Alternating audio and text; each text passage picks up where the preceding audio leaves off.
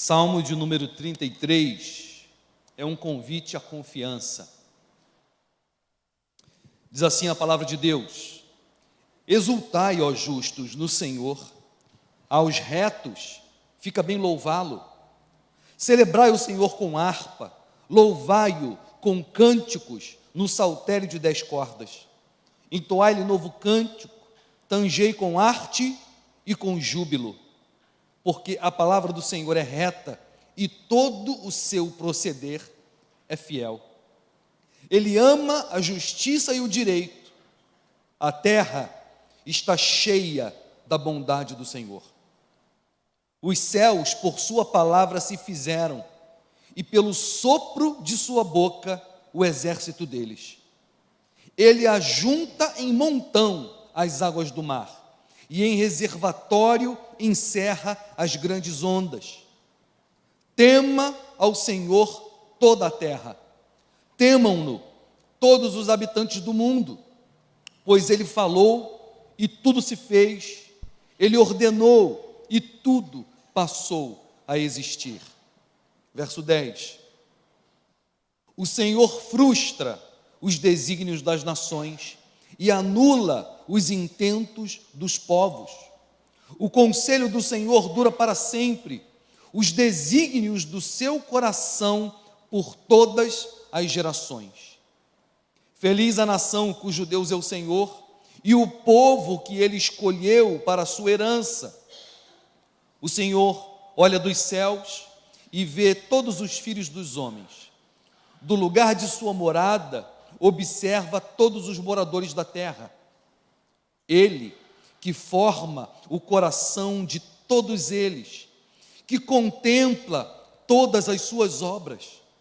Não há rei que se salve com o poder dos seus exércitos, nem por sua muita força se livra o valente. O cavalo não garante vitória, a despeito de sua grande força. A ninguém pode livrar. Eis que os olhos do Senhor estão sobre os que o temem, sobre os que esperam na sua misericórdia, para livrar-lhe a alma da morte, e no tempo da fome conservar-lhes a vida. Nossa alma espera no Senhor, nosso auxílio e escudo. Nele o nosso coração se alegra, pois confiamos no seu santo nome. Seja sobre nós, Senhor, a tua misericórdia, como de ti esperamos. Eu disse que esse salmo e essa mensagem é um convite à confiança, e é isso mesmo, pelo menos essa é a visão que eu tenho desse salmo. O salmo é dividido basicamente em 3 partes. O salmista começa convidando o povo a adorar a Deus. Ele começa dizendo: exultai, ó justos, no Senhor, aos retos fica bem louvá-lo. Primeiro é um convite ao louvor e à adoração. Depois, do verso 6 em diante, é a segunda parte do salmo, onde ele fala que Deus é aquele que criou todas as coisas. Ele diz: os céus, por sua palavra, se fizeram, e pelo sopro de sua boca, o exército deles, dizendo que Deus criou o mundo, o universo e tudo que nele há. Do verso 10 em diante, ele não fala só que Deus criou o mundo, mas ele diz que Deus governa o mundo. Existe uma teoria, podemos chamar de herética, chamada teísmo. O teísmo são pessoas que acreditam em Deus, é uma teoria de quem acha que Deus existe e que Deus criou o mundo, mas que ele não governa o mundo. Ele não governa as ações humanas e os acontecimentos do cosmos. Os teístas acreditam que Deus é como uma espécie de relojoeiro, que ele criou o universo como um relógio, como uma máquina que funciona muito bem. No início da criação, ele deu corda nesse relógio, no universo. E, portanto, agora, pelas leis da física, da biologia que ele criou, o universo funciona sozinho, por si só, sem a necessidade da gerência e do governo diário de Deus sobre todas as coisas, das maiores às menores, diariamente. Isso é o que acreditam os teístas. Deus existe, Ele criou o mundo e tudo que nele há, mas Ele não está dia a dia governando cada coisa. Como disse Jesus, por exemplo, que não cai uma folha sequer de uma árvore sem o consentimento de Deus, e não cai um fio de cabelo da sua cabeça sem a permissão dele. Ou seja, com esse texto e com muitos outros, com essa fala de Jesus, ele destrói a crença dos teístas, de que o mundo que Deus criou com leis da física, da biologia, e que, portanto, ele deu corda e agora o mundo e a história funcionam sozinhos e Deus só está observando o que acontece. Não, nós não cremos nisso, nós não somos teístas, a Bíblia não é teísta, ela fala sobre a providência de Deus, de que Deus está governando e fazendo com que todas as coisas aconteçam, seja a rotação e a translação do planeta, ou seja, um fio de cabelo da sua cabeça que cai, é Ele que está fazendo ativamente com que essas coisas aconteçam. Então o salmista fala da criação e fala do governo de Deus sobre todas as coisas. E sobretudo, ele chama a atenção nesse salmo para o governo de Deus sobre as ações humanas. O governo de Deus sobre as ações humanas, dizendo que não há ninguém no planeta, nenhum homem ou mulher, seja poderoso o quanto for, que decide uma coisa e que faça essa coisa acontecer sem que Deus esteja no controle disso. Ou seja, o salmista está dizendo que Deus tem o controle de todos os poderosos da terra.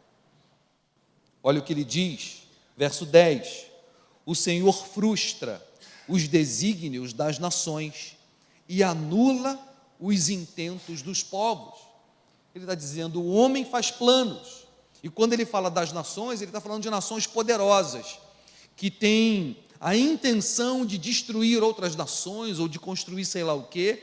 Ele diz, o Senhor frustra os desígnios das nações e anula os intentos dos povos. O conselho do Senhor dura para sempre, os desígnios do seu coração por todas as gerações. Quando o verso 11 diz que o conselho do Senhor dura para sempre, perdão, e os desígnios do seu coração por todas as gerações, ele está falando na teologia do decreto de Deus, que tudo o que acontece, acontece porque Deus decretou. Ele decretou o dia do seu nascimento, ele também decretou o dia da sua morte. Deus decretou sobre todas as coisas. Cai uma folha de uma árvore, caiu porque Deus quis que ela caísse nesse exato momento. Ele decretou que assim acontecesse. Vocês creem nisso, amém? Que não existe nada que fuja ao controle e ao governo de Deus? Pois bem, o salmista acredita nisso e ele está reafirmando isso. E ele continua, feliz a nação cujo Deus é o Senhor, e o povo que ele escolheu para a sua herança. O Senhor olha dos céus e vê todos os filhos dos homens. Do lugar da sua morada, ele observa todos os moradores da terra. E agora olha só, ele não só observa como um espectador que não tem ingerência sobre os moradores da terra, não. Olha o que o salmista diz, o Senhor olha dos céus, vê todos os filhos dos homens, do lugar da sua morada ele observa todos os moradores da terra, Ele que forma o coração de todos eles, que contempla todas as suas obras. Quando ele diz que é Deus que forma o coração de todos os homens, ele não está dizendo que é somente que Deus foi o criador do coração, do órgão cardíaco que bate. Não. Quando diz que é Deus quem forma o coração de todos os homens, está falando dos intentos do coração de todos os homens. É Ele que coloca a vontade, o desejo, é isso. Vamos dar uma paradinha aqui, deixa eu dar uma explicação estranha, só para chamar a atenção de vocês para como funciona a soberania de Deus. Deus tem duas vontades. A teologia diz isso, João Calvino diz isso, e ele conta uma história muito interessante, que é o que eu vou contar para vocês. Deus tem duas vontades, uma é a vontade decretatória, que tem a ver com os decretos de Deus, aquilo que Ele decretou. Então Ele decretou que Ele ia criar o mundo, Ele decretou que eu nasceria no dia 23 de março de 1976, Ele decretou que eu seria filho do Dil e filho da Solange, porque a Bíblia diz que Ele colocou o seu nome e o seu sobrenome. Se Ele colocou o seu sobrenome, então Ele escolheu de que pai e de que mãe você nasceria. Ok? Tudo bem até aí? A isso damos o nome de decreto. Tudo que acontece, acontece porque Deus decretou que vai acontecer. Essa é a vontade decretatória de Deus. E existe uma outra vontade de Deus, que é a vontade preceptiva, que tem a ver com os preceitos de Deus, que é uma vontade diferente dele, que tem a ver com as leis, os mandamentos, os preceitos. Não roubarás, não adulterarás, não darás falso testemunho. São as leis morais de Deus. Então eu falei que existem duas vontades de Deus, a vontade decretatória e a vontade preceptiva. Aos nossos olhos, essas duas vontades de Deus, por vezes, estão em conflito, mas só aos nossos olhos. Em Deus, nada está em conflito. E aí está aqui a história que Calvino conta para nos explicar como é que funciona, estranhamente, as duas vontades de Deus. Imagina um pai, e esse pai tem dois filhos. Deus decretou que esse pai vai morrer hoje, porque Deus decretou o dia da nossa morte, ok? Ele decretou que esse pai vai morrer hoje. Esse pai tem dois filhos, um filho é bom, e o filho bom, ele quer que o pai viva, e isso é bom, porque o preceito de Deus, a vontade de Deus, é que a gente honre pai e mãe, ame o nosso pai, honre o nosso pai, deseja que ele viva. Então esse filho bom está de acordo com a vontade preceptiva de Deus, porque o preceito de Deus diz que nós devemos amar o nosso pai. E o filho mau odeia o pai dele e quer que o pai morra. Pois bem, o filho bom está de acordo com a vontade preceptiva de Deus, que Deus quer que o filho ame o pai e deseja que o pai viva o maior número de dias possível, de anos possível.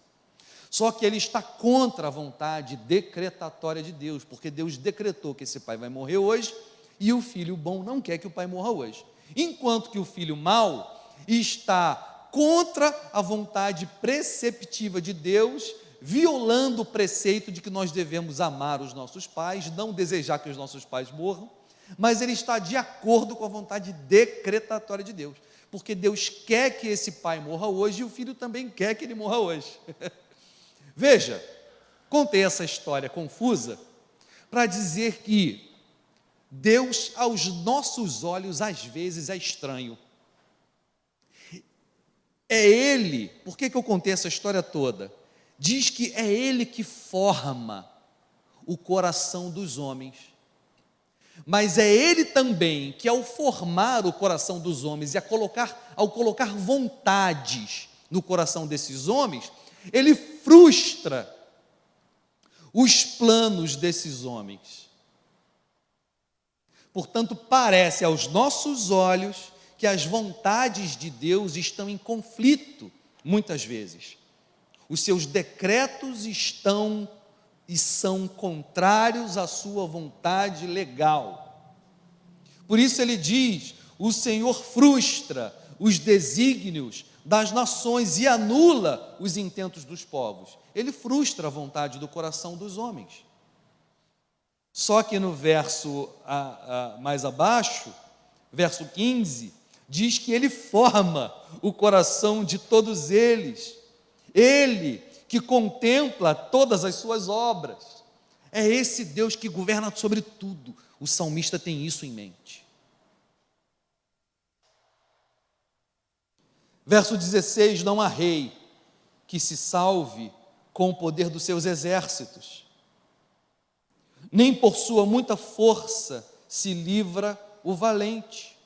O cavalo não garante vitória, a despeito de sua grande força, a ninguém pode livrar, apesar do cavalo ser muito forte.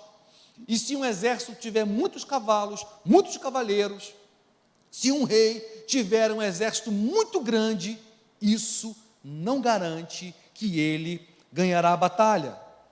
É o que o salmista está dizendo. Verso 18: eis que os olhos do Senhor estão sobre os que o temem, sobre os que esperam na sua misericórdia, para livrar-lhes a alma da morte e no tempo da fome conservar-lhes a vida. E aí ele termina dizendo: nossa alma espera no Senhor, nosso auxílio e escudo. Nele o nosso coração se alegra, pois confiamos no seu santo nome. Seja sobre nós, Senhor, a tua misericórdia, como de ti esperamos. Por que o salmista escreveu esse salmo? É uma oração. Porque ele está sendo ameaçado e o povo e a nação de Israel está sendo ameaçada por um reino vizinho, inimigo e muito poderoso.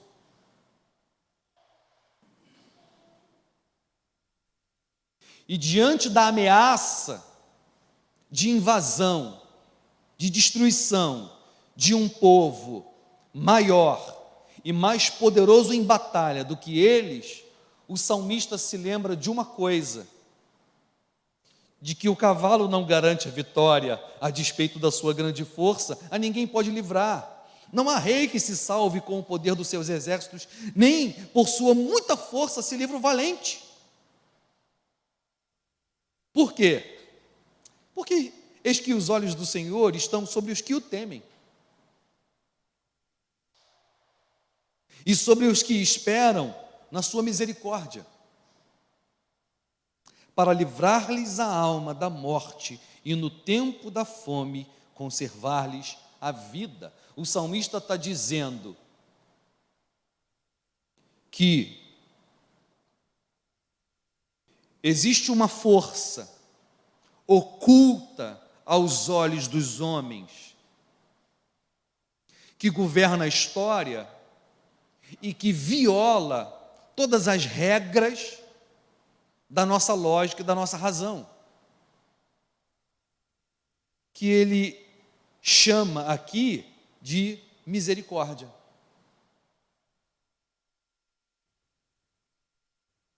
A misericórdia de Deus sobre alguém é que define o final da história.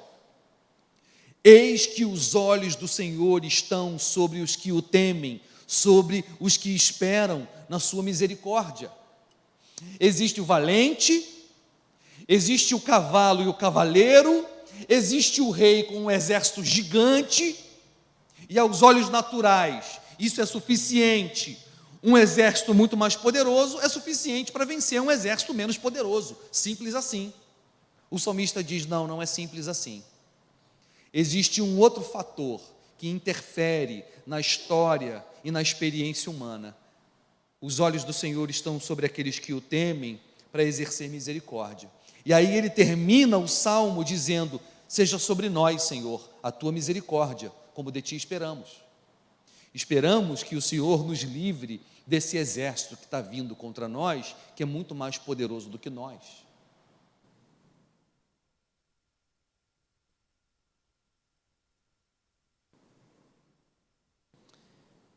É muito interessante que esse salmo, ele é uma declaração de fé.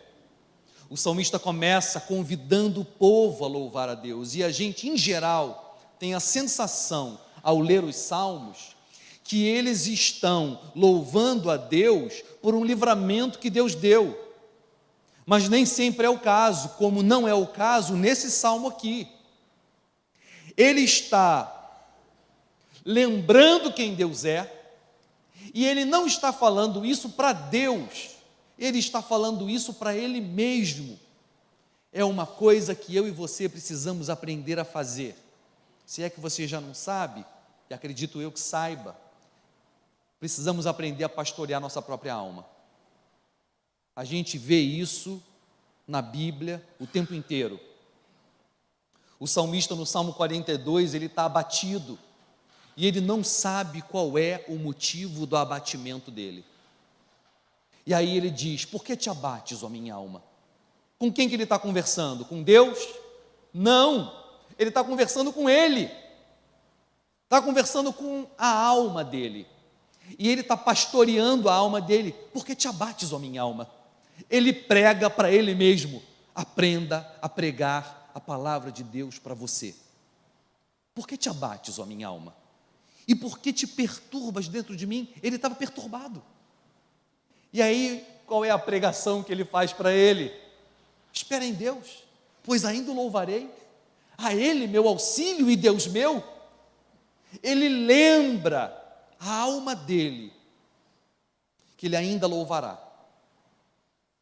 Ele está abatido e ele está perturbado, mas em meio ao abatimento e à perturbação, ele ainda guarda fé e esperança. Espera em Deus, pois ainda o louvarei. E ele prega para a alma dele. A gente precisa aprender a fazer isso, apresentar para a nossa alma, para a nossa mente e para o nosso coração as promessas da palavra de Deus. Aqui, o salmista está lembrando quem Deus é. Ele está vendo um exército inimigo poderoso vindo contra eles, e ele está pensando: olha, Deus criou o céu e a terra, Deus abriu a boca e falou, e com a sua voz tudo se fez. É a primeira parte do salmo. Ele abriu a boca e tudo se fez. O salmista está trazendo à sua memória, como diz o profeta, o que lhe dá esperança. E ele está, portanto, trazendo à sua mente o quanto o Deus a qual ele serve é poderoso e tudo pode.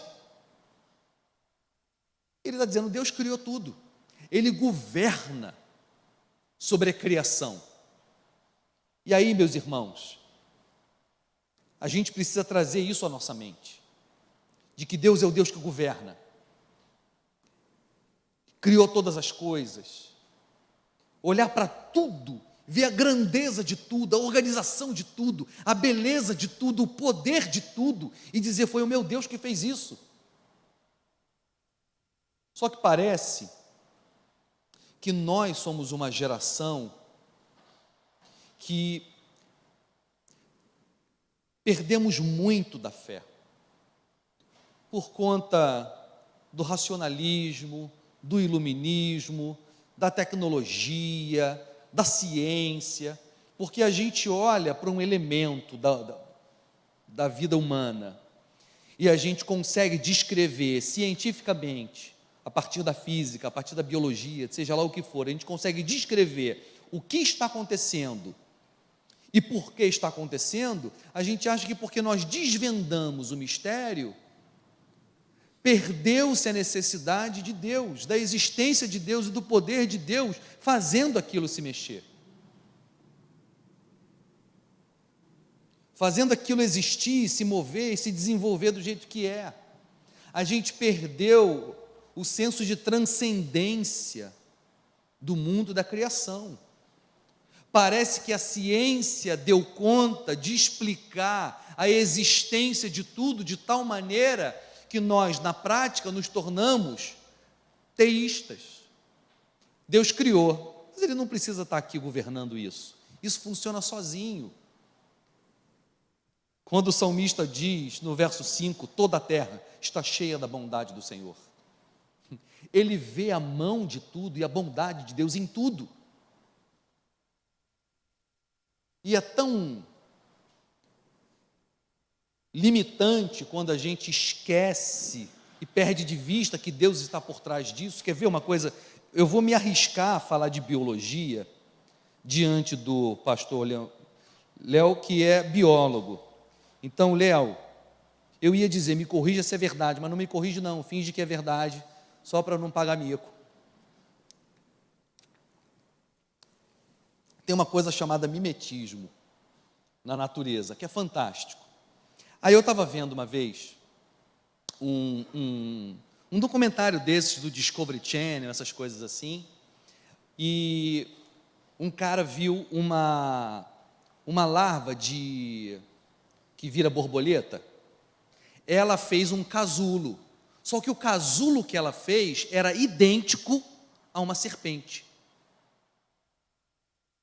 E aí ele foi colocar a mão e ele falou, olha só que mimetismo fantástico da natureza. Ele foi colocar a mão no casulo, o casulo deu bote.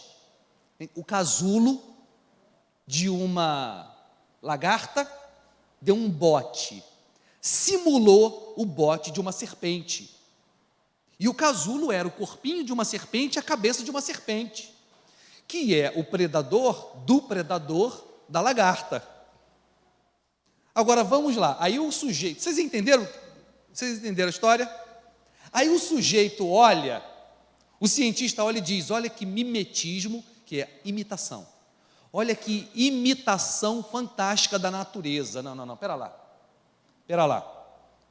Ele acha que essa coisa chamada natureza, que não é nada, o que é a natureza? É o conjunto de coisas que a gente vê. Mas o cientista trata a natureza como se ela fosse uma pessoa, um ente, uma entidade poderosa e inteligente, né? Bom, vamos lá. Se foi a larva, que no curto período de existência dela, ela observou a natureza e ela percebeu que quando ela está dentro do casulo, o predador dela tem um outro predador, que é a cobra. Aí a larva pensou, já sei. Quando eu for me enfiar dentro do casulo, eu vou fazer um casulo igual uma cobra, para quando o sapo vier me comer, ele achar que eu sou uma cobra. Gente, a larva pensou isso. Aí o pastor Leonardo, que é biólogo, diz, não, Michel, não foi a larva que pensou isso. A larva não tem essa capacidade intelectual e fabril de produzir, né? Beleza, o que foi? Foi a natureza. Entendi. A natureza, onde ela está? Em qual dos 3 tronos ela está sentada? À destra de Deus ou à esquerda? A gente trata a natureza como se fosse uma pessoa. Não, a natureza é essa organização de coisas que ela funciona por si só. Então, essa organização chamada natureza consegue produzir não dá para dizer que essa natureza é Deus, não, gente. O meu filho de 9 anos de idade consegue dizer para você quais são as 5 provas da existência de Deus de Tomás de Aquino. As 5. Ainda fala em latim para tirar onda. Que uma das provas da existência de Deus é a prova teleológica. Se existe ordem na criação, então existe um Criador. Existe um ser inteligente. O exemplo é simples. Imagina que tem um caminhão levando alimento para um supermercado. Dentro desse caminhão tem farinha de trigo, leite, ovos, enfim, tudo que tem que vende num supermercado. Tudo bem? Tudo bem. Esse caminhão bate e capota. Ele capota e começa a pegar fogo. E ele começa a pegar fogo e capota, pegando fogo. De repente ele para, o bombeiro é chamado, o bombeiro vai, apaga o fogo. Quando eles abrem um caminhão, o que tem? Um bolo escrito parabéns, umas velhinhas em cima de chocolate. O que aconteceu? Os cientistas explicam. Não, isso é fácil. O que aconteceu? É que quando o caminhão capotou, juntou farinha de trigo, juntou açúcar, juntou leite, juntou ovo, e o caminhão foi, e o fogo assou. Quando a gente apagou e abriu, o bolo estava lá, direitinho. Qual a possibilidade disso acontecer? Nenhuma. Por quê? Por um princípio teleológico. O caos só cria caos. Se existe ordem, então alguém organizou. Não é isso? Se existe ordem, alguém organizou. Aí você olha uma borboleta desse tamanho, que ela com as asas abertas, você jura que é uma coruja. Já viram ela? O olho de uma coruja de um lado e do outro. Isso chama mimetismo. Por quê? Porque ela não quer que o predador dela olhe e ache que ela é uma borboleta. Ela quer que o predador olhe e ache que é uma coruja. Foi ela que fez isso? Não. Se existe organização, existe um organizador. É igual a história dos tipos móveis, né? Houve uma explosão dentro de uma imprensa. E aí voou número para tudo quanto é lado, tinta para tudo quanto é lado, apagaram a explosão. Quando chegou lá, tinha um livro de Shakespeare escrito, porque as letras bateram. Não, impossível. O caos só cria caos. Você está em casa comendo uma sopa de letrinha. Uma sopa de letrinha. Qual o seu nome mesmo? Wellington. Wellington, você está comendo uma sopa de letrinha. Está sozinho em casa, comendo sopa de letrinha, né? Esfriando, mexendo. Aí quando você para de mexer, as letrinhas param e dizem: oi, Wellington. Meu irmão, ó. Sai fora. Tu vai olhar e dizer: nossa, que coisa fantástica da natureza. É ruim, hein? Eu tenho medo de espírito, ó, eu ia meter o pé. Por quê? Se existe organização, existe uma mente inteligente por trás. Mas aí a gente olha para o universo todo organizado e diz: natureza. E agora as pessoas estão com essa coisa de o universo me disse. Né? O universo, gente. O universo não disse nada para ninguém.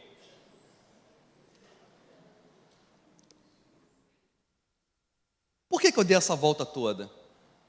Porque ele faz essa leitura da criação. Só que depois ele vai fazer a leitura do ser humano. O mesmo Deus que criou esse universo, para o qual ele está olhando e está em estado de perplexidade, esse mesmo salmista que faz essa leitura de que Deus criou tudo e provê tudo, depois ele olha para a organização humana, ele olha para o comportamento humano, ele olha para a força dele e para a força bélica do povo dele, e ele olha para a força bélica do inimigo, e ele olha para o que o rei do povo adversário disse, e ele diz: o mesmo Deus que criou e que governa, é o mesmo Deus que governa as relações humanas. O rei que disse que vai invadir, o coração dele está na mão de Deus, foi Deus que formou. Mas o Deus que forma os corações e colocou essa loucura na mente do rei, que disse que vai invadir, é o Deus que também frustra esse rei.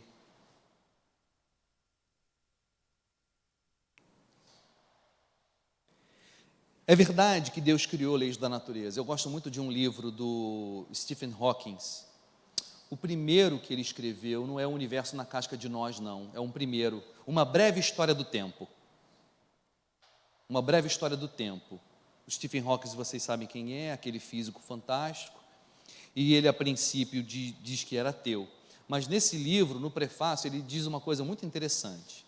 Ele diz: eu não quero... Ele está tentando entender o Big Bang, né? O início do universo. Aí ele diz o seguinte: eu não quero provar que Deus não existe. Não. Eu só quero entender como foi que ele fez. Eu quero entender como foi que ele fez. E aí ele começa o seu livro. Por que eu disse isso? Porque Deus criou leis da física. e da biologia e de tantos outros princípios que governam o universo. E ele respeita essas leis. De vez em quando ele quebra, é o que a gente chama de milagre. E ele também criou leis que governam a vida e os relacionamentos humanos. Uma delas, por exemplo, vamos falar aqui, ele diz: não é pela muita força que se livra o valente. A gente tem um princípio dos relacionamentos da vida humana, da experiência humana. Se você coloca dois homens para lutar no UFC, quem é que vence, em geral? O mais forte, o mais habilidoso e o mais bem preparado. Sobe despreparado, não passa nem pela balança. Na balança, no dia anterior, ele fica: não, está fora do peso. É óbvio que existe uma preparação para você enfrentar o adversário. É óbvio que Jesus, por exemplo, disse, antes de construir uma torre, calcule o preço, para que não aconteça que você comece a construir, da metade, você descubra que não tem dinheiro suficiente para terminar. Antes de você ir para a guerra, calcule e veja o tamanho do seu exército, o tamanho do exército do adversário. Jesus disse isso, nos convidando à inteligência para a vida. Portanto, contar com a misericórdia de Deus não é um álibi para o preguiçoso, não é um álibi para o desorganizado, não é um álibi e uma desculpa que a gente deve dar para as nossas negligências no que diz respeito às nossas tarefas e obrigações para a vida. É óbvio que existe uma regra: o cavalo mais forte vence o mais fraco, o maior exército e o mais poderoso vence o menor exército. Só que existe uma terceira coisa, que é o que o salmista chama de a misericórdia de Deus, que atravessa a história humana, atravessa a experiência humana e resolve fazer diferente.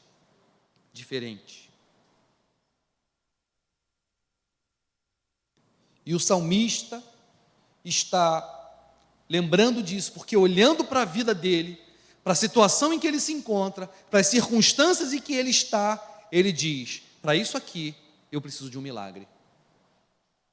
Para isso aqui eu preciso de um milagre. E ele clama a Deus pelo milagre. Os olhos do Senhor estão sobre os que o temem, sobre os que esperam na sua misericórdia, para livrar-lhes a alma da morte e no tempo da fome conservar-lhes a vida. Ele diz, em última instância, é Deus quem livra a nossa alma da morte e é Deus quem provê o alimento em tempo de escassez. Nossa alma espera no Senhor. Esse homem não deixou de trabalhar, esse homem não deixou de se preparar para a guerra, mas fazendo tudo isso, a alma dele espera no sentido de confia, de que o Senhor é um plus. Nossa alma espera no Senhor, nosso auxílio e escudo. Nele o nosso coração se alegra, pois confiamos no seu santo nome. E aí ele termina se voltando agora para Deus. É a primeira vez em todo o salmo em que ele vai fazer uma oração. Até aqui foi meditação em quem Deus é e no que ele faz.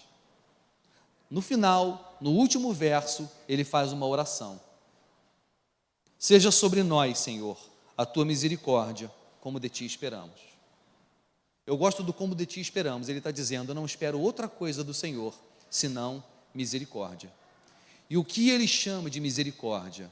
É salvamento, salvação. Salvamento, está certo, gente? Feio, né? Salvação do exato problema no qual eles estão enfrentando no momento. Um adversário mais forte do que eles. Eu quero terminar, meus irmãos, dizendo que existem dois tipos de fé Uma é a fé histórica. Fé histórica, que não é uma fé diferente da fé do diabo, por exemplo. Fé histórica é você crer em Jesus, crer que Jesus existiu de fato, crer que Ele morreu na cruz de fato, crer que Ele ressuscitou no terceiro dia, subiu aos céus e derramou do Espírito Santo dele. E você crê nisso. Você crê no fato histórico de que Deus existe, você crê nisso. Só que o diabo também não só crê, ele sabe tudo isso. Qual é a outra fé, diferente da fé histórica, que diferencia a mim e a você do diabo, por exemplo? É a nossa fé está para além de acreditarmos nos fatos. É a fé que acredita que Deus ama você e que Ele é capaz de atravessar a história e usar de misericórdia com você, de maneira que você, com os poucos recursos que tem, pode chegar aonde nunca imaginou.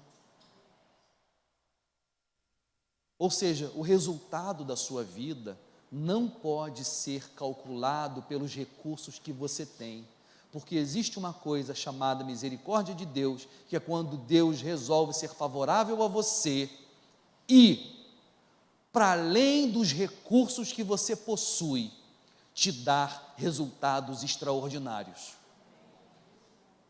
É isso que o salmista quer, e é isso que ele está pedindo. A pergunta que eu quero te fazer nessa noite é: você tem essa fé?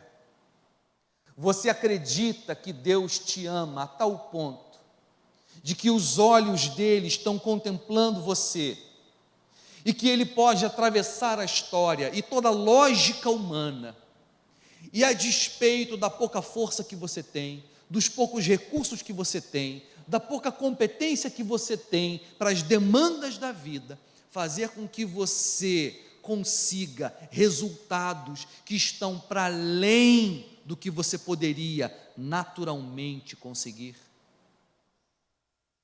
O convite à confiança que a palavra de Deus nos traz nessa noite é confiar nisso. Não só que Ele existe, não só que Ele é poderoso, mas que Ele é poderoso para você. Não só que Ele morreu na cruz, mas Ele morreu por você. Não só que Ele ressuscitou ao terceiro dia, mas Ele ressuscitou em seu favor. Eu gosto muito do momento da ceia, e nós vamos ceiar hoje, quando Jesus reparte o pão, distribui e diz: tomai e comei, porque eu entrego por vós. É por você. Então sempre se lembre do por mim. O Senhor não só morreu por pessoas, o Senhor morreu por mim. O Senhor ressuscitou por mim. O Senhor derramou o seu Espírito Santo por mim. O por mim é muito importante. Saber que você é alguém especial, a quem Deus olha do céu, contempla e ajuda de forma especial. E Ele ama você com amor especial e Ele cuida de você de uma forma especial. Amém? Vamos fechar nossos olhos, vamos orar. Senhor Jesus, eu quero te agradecer, porque Tua palavra nos convida a pensarmos e meditarmos nas Tuas grandezas, como o Senhor é um Deus imenso e poderoso, e como o Senhor governa o coração de todos os homens, e como o Senhor frustra os intentos das nações. Isso deveria fazer a gente olhar para o ímpio, ou para as situações ameaçadoras a nós, deveria fazer a gente dar gargalhada, Senhor.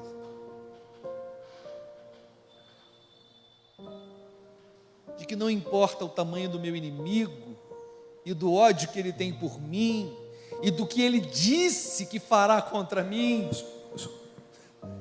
eu devo lembrar: o Senhor frustra os intentos dos povos.